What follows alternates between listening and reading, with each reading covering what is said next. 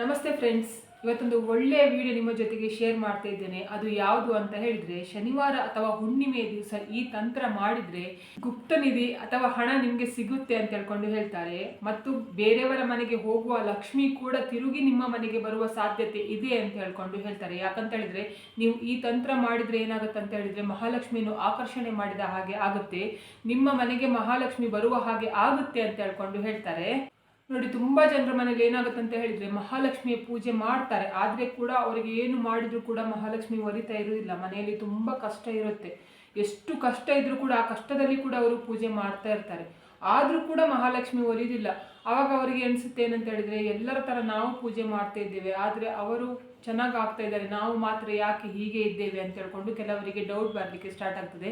ಇನ್ನು ಕೆಲವರು ಏನು ಮಾಡ್ತಾರೆ ಅಂತ ಹೇಳಿದ್ರೆ, ಇನ್ನು ನಾನು ದೇವರ ಪೂಜೆ ಮಾಡುವುದೇ ಇಲ್ಲ, ನಾವು ಎಷ್ಟು ಪೂಜೆ ಮಾಡಿದ್ರು ಕೂಡ ಮಹಾಲಕ್ಷ್ಮಿ ನಮಗೆ ಒಲಿದಿಲ್ಲ, ಮತ್ತೆ ಪೂಜೆ ಮಾಡೋದು ಯಾಕೆ ಅಂತ ಹೇಳ್ಕೊಂಡು ನಾವು ದೇವರ ಮೇಲೆ ಕೋಪ ಮಾಡ್ಕೊಂಡು ಏನು ಮಾಡ್ತೇವೆ ಅಂತ ಹೇಳಿದ್ರೆ, ಪೂಜೆ ಮಾಡೋದು ಸ್ಟಾಪ್ ಮಾಡ್ತೇವೆ. ನಮಗೆ ಕಷ್ಟ ಬರಲಿಕ್ಕೆ ಮೊದಲನೇ ಕಾರಣ ಯಾವುದು ಅಂತ ಹೇಳಿದ್ರೆ, ನಾವು ಹೋದ ಜನ್ಮದಲ್ಲಿ, ಈ ಜನ್ಮದಲ್ಲ, ಹೋದ ಜನ್ಮದಲ್ಲಿ ಮಾಡಿದ ಕರ್ಮಗಳು ಕಾರಣ ಆಗಿರುತ್ತೆ ಅಂತ ಹೇಳ್ಕೊಂಡು ಹೇಳ್ತಾರೆ. ಆ ಕರ್ಮ ಕಳೀಲಿಕ್ಕೆ ಸ್ವಲ್ಪ ಸಮಯ ತಗೊಳುತ್ತೆ ಅಂತ ಹೇಳ್ಕೊಂಡು ಹೇಳ್ತಾರೆ. ಆ ಕರ್ಮ ಕಳೆದ ನಂತರನೇ ನಮಗೆ ನಾವು ಎಣಿಸಿದ್ದು ಆಗುವುದಂತ. ಎರಡನೇದು ಏನಂತ ಹೇಳಿದ್ರೆ, ಈ ಜನ್ಮದಲ್ಲಿ ನಮಗೆ ಗೊತ್ತಿದ್ದೋ ಗೊತ್ತಿಲ್ಲದೇನೋ ನಾವೇನು ಮಾಡಿರ್ತೇವೆ, ತಪ್ಪನ್ನು ಮಾಡಿರ್ತೇವೆ, ಒಬ್ಬರ ಕಣ್ಣಲ್ಲಿ ನೀರನ್ನು ತರಿಸಿರ್ತೇವೆ, ಅದು ನಮಗೆ ಗೊತ್ತೇ ಇರುವುದಿಲ್ಲ, ಆಯ್ತಾ. ಆದರೂ ಕೂಡ ಒಂದು ನಮ್ಮಿಂದ ಒಬ್ಬರು ಅಳುವ ಹಾಗೆ ಆಗಿರುತ್ತೆ. ಆ ಕಾರಣದಿಂದ ಕೂಡ ನಮಗೆ ಮಹಾಲಕ್ಷ್ಮಿ ಒಲಿದೇ ಇರುವುದಿಲ್ಲ. ಮೂರನೇದು ಏನಂತ ಹೇಳಿದ್ರೆ, ನಮಗೆ ಕುಲದೇವರು ಅಥವಾ ಮನೆ ದೇವರು ಉಂಟಲ್ಲ, ನಮ್ಮಲ್ಲಿ ಮುನಿಸಿಕೊಂಡಿರ್ತಾರೆ ಅಂತ ಹೇಳ್ಕೊಂಡು ಹೇಳ್ತಾರೆ. ಅಂದ್ರೆ ನಮ್ಮ ಮೇಲೆ ಕೋಪಗೊಂಡಿರ್ತಾರೆ, ನಾವು ಕುಲದೇವರಿಗೆ ಹೋಗುವುದಿಲ್ಲ, ಕುಲದೇವರ ಪೂಜೆ ಮಾಡುವುದಿಲ್ಲ, ಕುಲದೇವರನ್ನು ನೆನಪು ಮಾಡುವುದಿಲ್ಲ ಅಂತ ಹೇಳ್ಕೊಂಡು ಆದ್ರೂ ಕೂಡ ನಮ್ಮ ಹತ್ರ ಹಣ ನಿಲ್ಲುವುದಿಲ್ಲ ಅಂತ ಹೇಳ್ಕೊಂಡು ಹೇಳ್ತಾರೆ. ಅಥವಾ ಮಹಾಲಕ್ಷ್ಮಿ ನಮ್ಮ ಮನೆಯಿಂದ ಹೊರಗಡೆ ಹೋಗ್ತಾರೆ ಅಂತ ಹೇಳ್ಕೊಂಡು ಹೇಳ್ತಾರೆ. ಪಿತೃಗಳ ದೋಷದಿಂದ ಕೂಡ ನಮಗೆ ಮನೆಯಲ್ಲಿ ಮಹಾಲಕ್ಷ್ಮಿ ನಿಲ್ಲುವುದಿಲ್ಲ, ನಮ್ಮ ಮನೆಗೆ ಕಷ್ಟ ಬರುತ್ತೆ ಅಂತ ಹೇಳ್ಕೊಂಡು ಹೇಳ್ತಾರೆ. ಇದೇ ಕಾರಣದಿಂದ ಮಹಾಲಕ್ಷ್ಮಿ ನಾವು ಎಷ್ಟು ಪೂಜೆ ಮಾಡಿದ್ರು ಕೂಡ ನಮ್ಮ ಮನೆಗೆ ಬರಲಿಕ್ಕೆ ಇಷ್ಟಪಡೋದಿಲ್ಲ ಅಂತ ಹೇಳ್ಕೊಂಡು, ನಾವು ಮಹಾಲಕ್ಷ್ಮಿಯನ್ನು ಖುಷಿ ಪಡಿಸ್ಬೇಕಾದ್ರೆ ಏನು ಮಾಡಬೇಕು, ಮಹಾಲಕ್ಷ್ಮಿ ನಮ್ಮ ಮನೆಗೆ ಬರಬೇಕಾದ್ರೆ ಏನು ಮಾಡಬೇಕು, ಅದು ಯಾವ ತಂತ್ರ, ಯಾವ ದಿನ ಮಾಡಬೇಕು, ಎಲ್ಲಿ ಮಾಡಬೇಕು, ಯಾವ ಜಾಗದಲ್ಲಿ ಮಾಡಬೇಕು ಅಂತ ಹೇಳ್ಕೊಂಡು ಇವತ್ತಿನ ವಿಡಿಯೋದಲ್ಲಿ ನಾನು ಹೇಳಿಕೊಡ್ತೇನೆ. ನೋಡಿ, ನಾನು ಇವತ್ತು ಹೇಳುವ ತಂತ್ರ ಉಂಟಲ್ಲ, ಹೆಣ್ಣು ಮಕ್ಕಳು ಮಾತ್ರ ಮಾಡಬೇಕು, ಹೆಣ್ಣು ಮಕ್ಕಳನ್ನು ಬಿಟ್ಟು ಗಂಡು ಮಕ್ಕಳು ಮಾಡಲಿಕ್ಕೆ ಹೋಗಬೇಡಿ. ಯಾಕಂತ ಹೇಳಿದ್ರೆ, ಹೆಣ್ಣು ಮಕ್ಕಳನ್ನು ಮಹಾಲಕ್ಷ್ಮಿಯ ಸ್ವರೂಪ ಅಂತ ಹೇಳ್ಕೊಂಡು ಹೇಳ್ತಾರೆ, ಗೃಹಿಣಿಯನ್ನು ಆ ಮನೆಯ ಗೃಹಲಕ್ಷ್ಮಿ ಅಂತ ಹೇಳ್ಕೊಂಡು ಕರೀತಾರೆ. ನೀವು ಗಂಡು ಮಕ್ಕಳು ಮಹಾಲಕ್ಷ್ಮಿಯನ್ನು ಕರೆಯುವುದಕ್ಕಿಂತ ಅಥವಾ ಮಹಾಲಕ್ಷ್ಮಿ ಪೂಜೆ ಮಾಡುವುದಕ್ಕಿಂತ ಹೆಣ್ಣು ಮಕ್ಕಳು ಪೂಜೆ ಮಾಡಿದ್ರೆ ಮಹಾಲಕ್ಷ್ಮಿ ಬೇಗನೆ ಒಲಿತಾರೆ ಅಂತ ಹೇಳ್ಕೊಂಡು ಹೇಳ್ತಾರೆ. ನೋಡಿ, ಈ ತಂತ್ರ ಮಾಡಲಿಕ್ಕೆ ನಿಮಗೆ ಮುಖ್ಯವಾಗಿ ಬೇಕಾದ ವಸ್ತು ಯಾವುದು ಅಂತ ಹೇಳಿದ್ರೆ ಲವಂಗ. ಅದು ಈ ಲವಂಗ ಯಾವ ರೀತಿ ಕೆಲಸ ಮಾಡುತ್ತೆ ಅಂತ ಹೇಳಿದ್ರೆ, ನಿಮ್ಮ ಮನೆಯಲ್ಲಿರುವ ನೆಗೆಟಿವಿಟಿಯನ್ನು ಹೊರಗಡೆ ಹಾಕುತ್ತೆ ಹೇಳ್ತಾರೆ.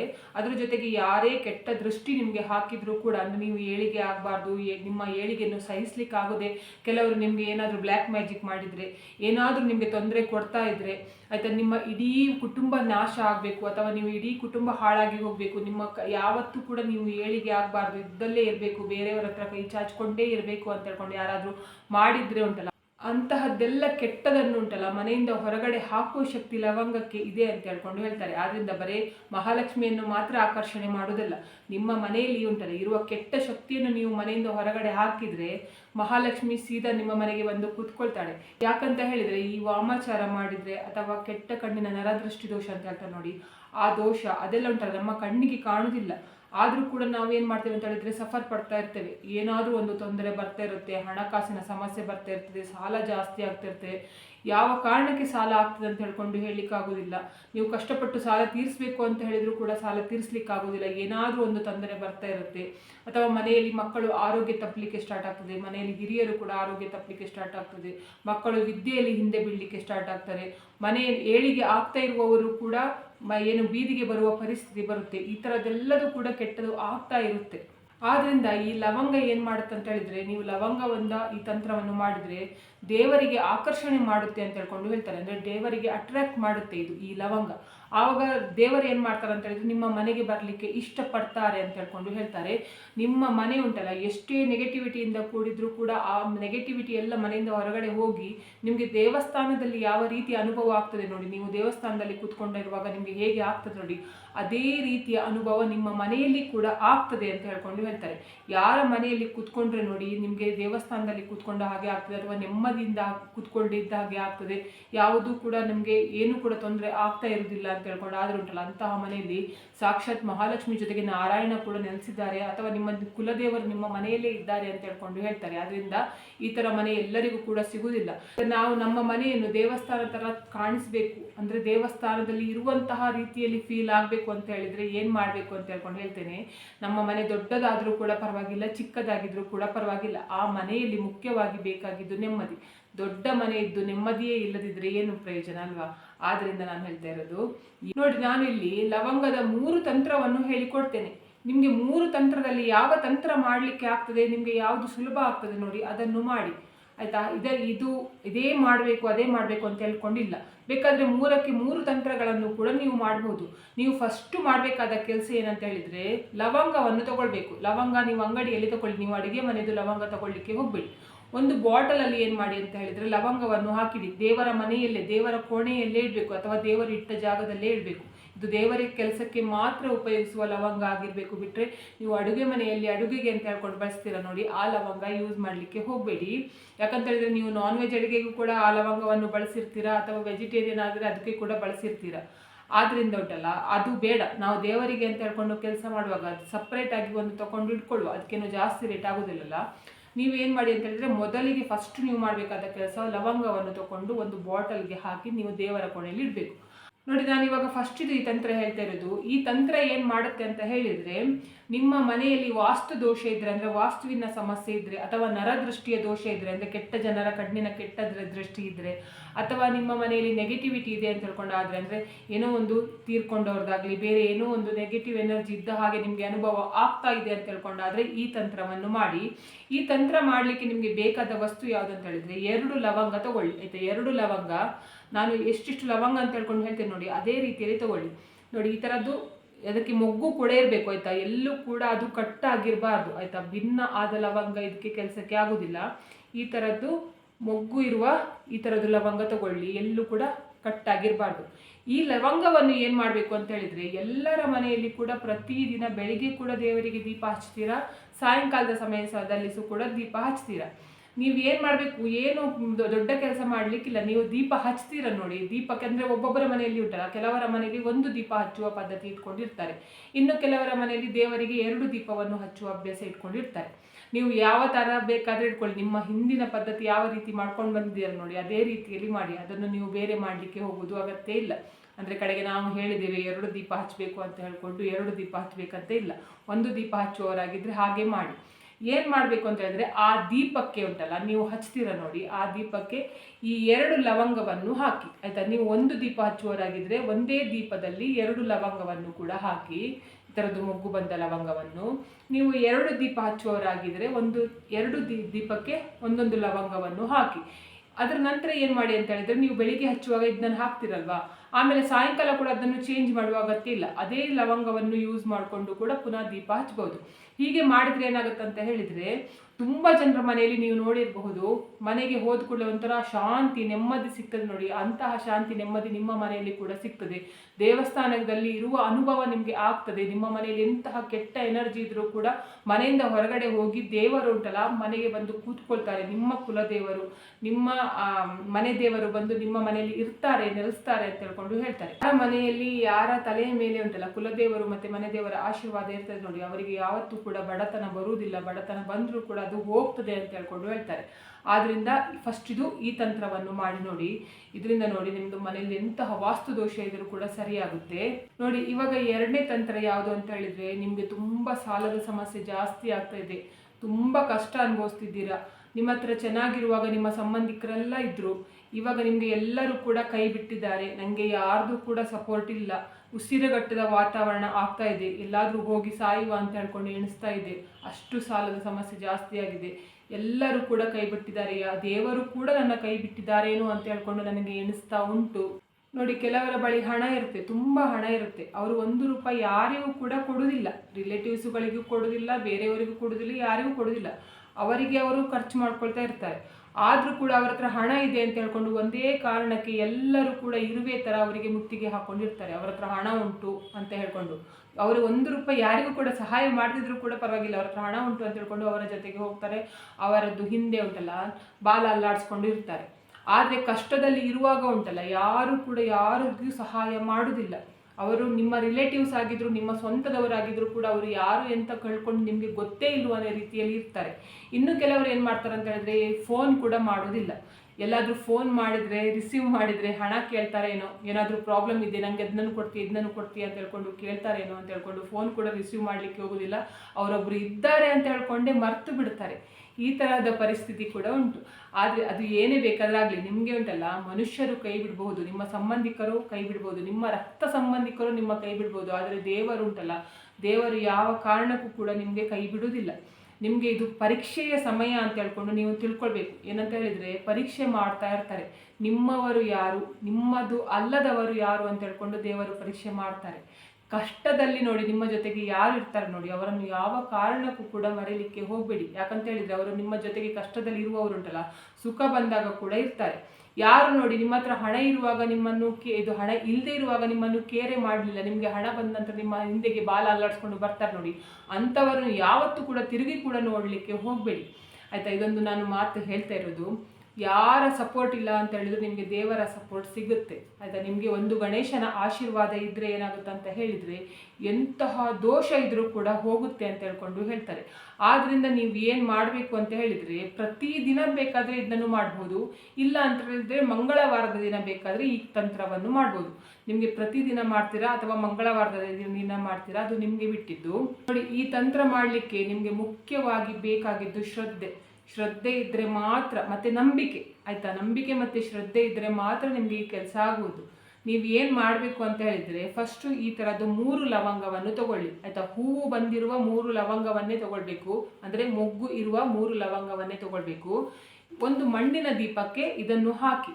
ನಾನು ಆವಾಗನೇ ಹೇಳಿದೆ, ಏನಂತ ಹೇಳಿದರೆ, ಇದನ್ನು ಪ್ರತಿದಿನ ಬೇಕಾದರೆ ಮಾಡ್ಬೋದು ಅಥವಾ ಮಂಗಳವಾರದ ದಿನ ಬೇಕಾದರೆ ಮಾಡ್ಬೋದು ಅಂತ. ಇದನ್ನು ಮಾಡಲಿಕ್ಕೆ ಉಂಟಲ್ಲ, ನೀವು ಸಾಯಂಕಾಲದ ಸಮಯವನ್ನು ತಗೊಂಡ್ರೆ ಒಳ್ಳೆಯದು. ಅಂದರೆ ಗೋಧೂಳಿ ಸಮಯ ಅಂತ ಹೇಳ್ಕೊಂಡು ಹೇಳ್ತಾರೆ, ಮಹಾಲಕ್ಷ್ಮಿ ಮನೆಗೆ ಬರುವ ಸಮಯ ಅಂತ ಹೇಳ್ಕೊಂಡು ಹೇಳ್ತಾರೆ ನೋಡಿ, ಆ ಸಮಯದಲ್ಲಿ ಮಾಡಿದರೂ ತುಂಬ ಒಳ್ಳೆಯದು. ನಿಮಗೆ ಒಂದು ವೇಳೆ ಸಾಯಂಕಾಲ ನಾವು ಕೆಲಸಕ್ಕೆ ಹೋಗ್ತೇವೆ, ಆಗುವುದಿಲ್ಲ ಅಂತ ಹೇಳಿದರೆ ಬ್ರಾಹ್ಮಿ ಮುಹೂರ್ತದ ಸಮಯದಲ್ಲಿ ಕೂಡ ಮಾಡ್ಬೋದು. ಬೆಳಿಗ್ಗೆ ಬೇಗ, ಆಯಿತಾ, ಸೂರ್ಯ ಉದಯ ಆಗುವುದಕ್ಕಿಂತ ಮುಂಚೆ ಕೂಡ ಇದನ್ನು ಮಾಡ್ಬೋದು. ಹೆಣ್ಣು ಮಕ್ಕಳೇ ಮಾಡಬೇಕು, ಮತ್ತು ಗಂಡು ಮಕ್ಕಳು ಮಾಡಲಿಕ್ಕೆ ಹೋಗಬೇಡಿ. ಏನು ಮಾಡಬೇಕು ಅಂತ ಹೇಳಿದರೆ, ಈ ಥರದ್ದು 3 ಮೊಗ್ಗು ಬಂದ ಲವಂಗವನ್ನು ತಗೊಳ್ಳಿ. ನೋಡಿ, ನಂತರ ಏನು ಮಾಡಬೇಕು ಅಂತ ಹೇಳಿದರೆ, ಒಂದು ಹಣತೆಯನ್ನು ತಗೊಳ್ಬೇಕು. ಆಯಿತಾ? ಮಣ್ಣಿನ ಹಣತೆ ತಗೊಳ್ಳಿ. ಮತ್ತು ಬಿಟ್ಟು ಉಂಟಲ್ಲ, ಕಬ್ಬಿಣದ್ದು ಅಥವಾ ಹಿತ್ತಾಳೆದು ಅಥವಾ ಸ್ಟೀಲ್ದು ಅದೆಲ್ಲ ನೀವು ಬಳಸಲಿಕ್ಕೆ ಹೋಗಬೇಡಿ.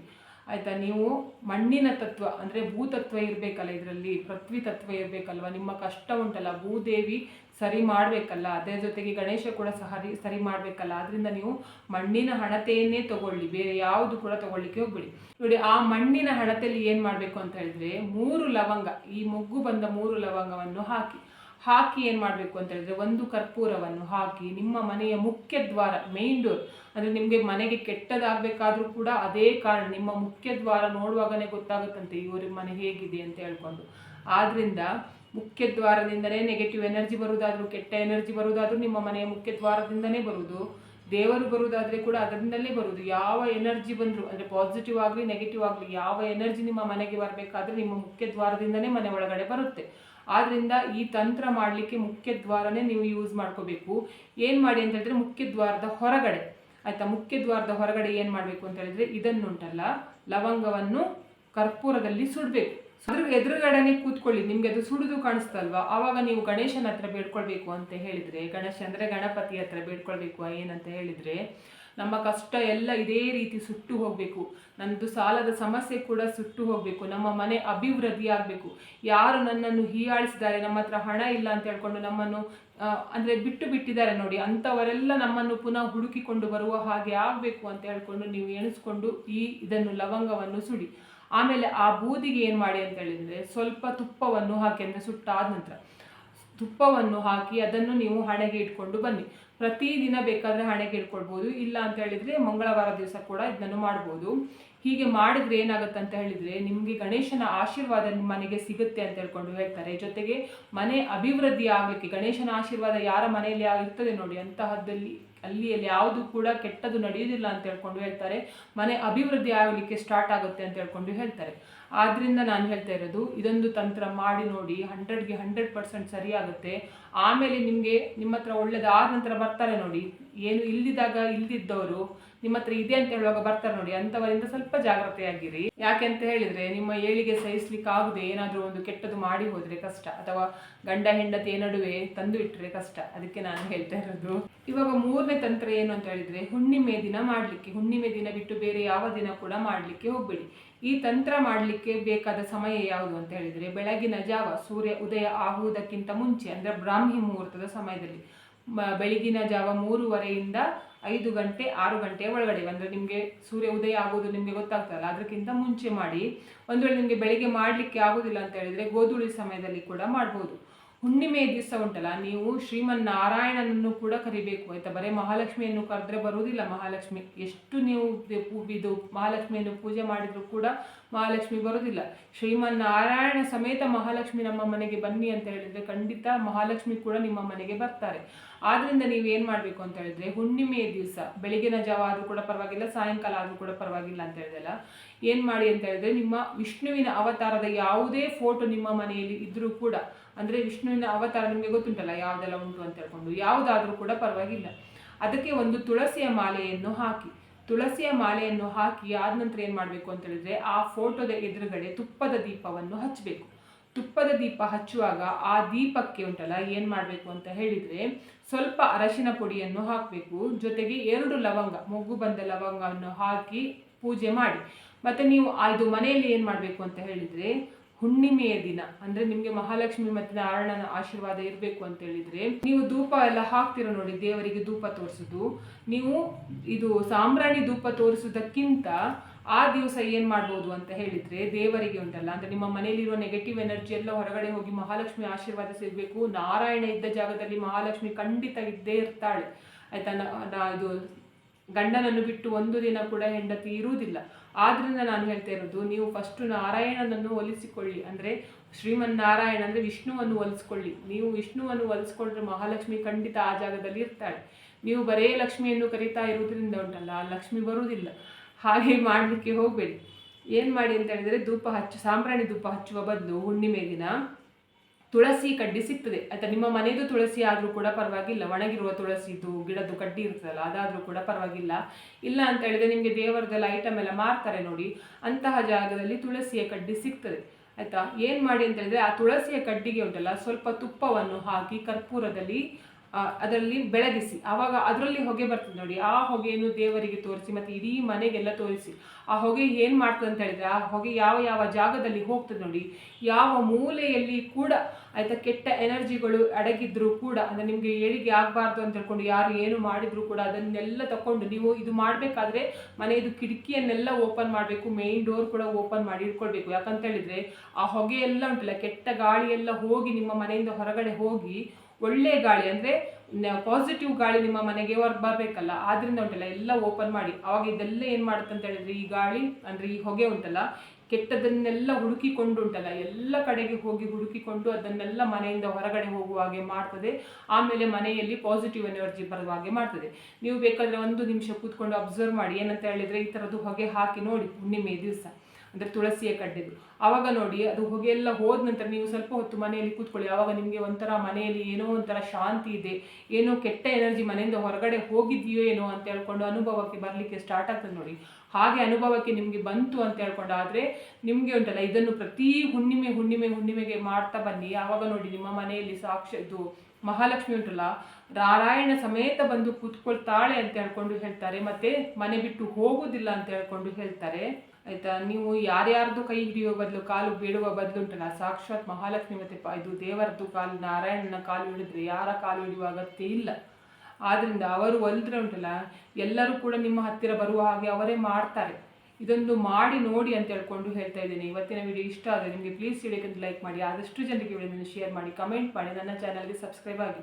ನನ್ನ ಚಾನಲ್ಗೆ ಸಬ್ಸ್ಕ್ರೈಬ್ ಆದರೆ ನನಗೊಂದು ಸಪೋರ್ಟ್ ಸಿಕ್ಕಿದೆ ಹಾಗೆ ಆಗ್ತದೆ. ಮತ್ತು ನಾನು ಹೀಗೆ ಒಳ್ಳೆ ವಿಡಿಯೋನ ನಿಮ್ಮ ಜೊತೆಗೆ ಶೇರ್ ಮಾಡ್ತೇನೆ. ಇವತ್ತಿನ ವಿಡಿಯೋ ಯಾರೆಲ್ಲ ನೋಡಿದ್ದೀರಾ ಅಥವಾ ನೋಡಲಿಲ್ಲ, ಎಲ್ಲರಿಗೂ ಕೂಡ ಒಳ್ಳೆಯದಾಗಲಿ ಅಂತ ನಾನು ಕೂಡ ದೇವರಲ್ಲಿ ಬೇಡ್ಕೊಳ್ತಿದ್ದೇನೆ. ಎಲ್ಲರಿಗೂ ಒಳ್ಳೆಯದಾಗಲಿ.